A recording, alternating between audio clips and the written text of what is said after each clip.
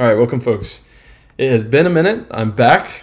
I was traveling the country. I drove from Los Angeles to Montreal, and I'm very excited to be back with you with this one. So today we're going to talk about this company called Charlie. It is in the fintech space, and I think it's really interesting for two reasons. One, we're seeing a lot of these kind of bank-as-a-service fintech companies that are a thin layer on top of a random bank. I think they're really interesting. We'll see what happens with them going forward. And two, Scott Galloway talks a lot about how much more money is concentrated in the older generation right now compared to historically.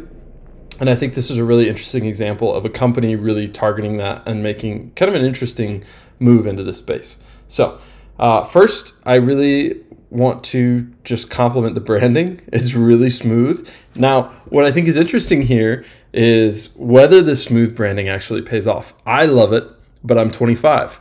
What does their target market, 62 plus, actually think of this, right?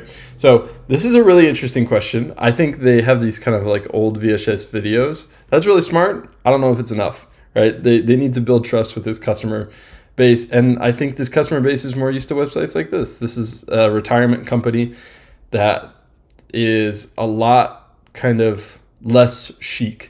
And I think there's, to some degree, a bit of trust that is won with that. And here's another company called Vero.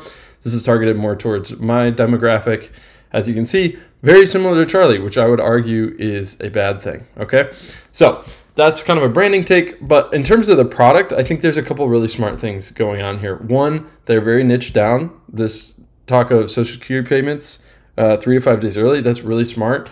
It's funny because so many fintech companies do this, right? I bank with Chime and Ally, and they do these early payments. So it's funny because this is kind of just like a normal thing now, but they're positioning it really well.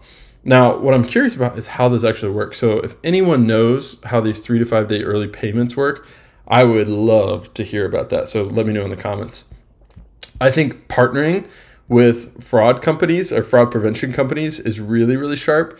This is where this gets interesting. So what I'm curious about is what their branding is targeted at, who their target customer is. Because as I kind of said before, this is really new and chic.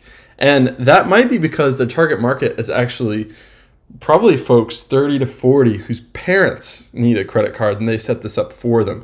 So the target customer may not actually be the end user. And I think that's kind of an interesting point here.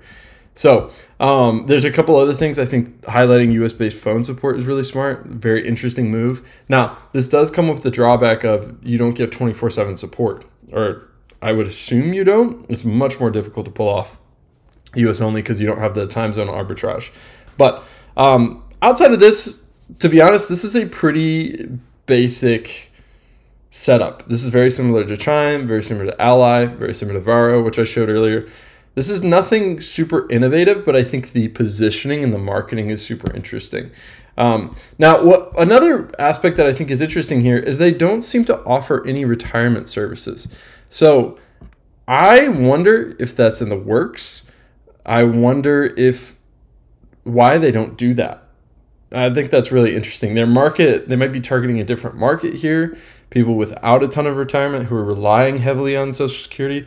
I'm not sure, and I'm very interested to see what the answer might be there. So for those of you just interested in like the company talk and what this does, that's the end of this segment. I'm going to dive into some kind of nerdy finance stuff now. So I'm looking at Crunchbase here.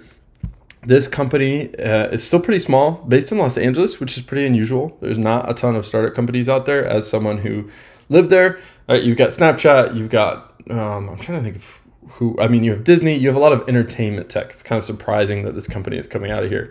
In 2023, they raised 16 million. Although it looks like, okay, so they raised the same round, but from different companies. So, oh wait, no, that's really interesting. They did debt financing at the same time as they did a Series A. That's very strange, or at least it appears to be for me. But they seem to be cranking along. I would argue this is going to be a very difficult venture.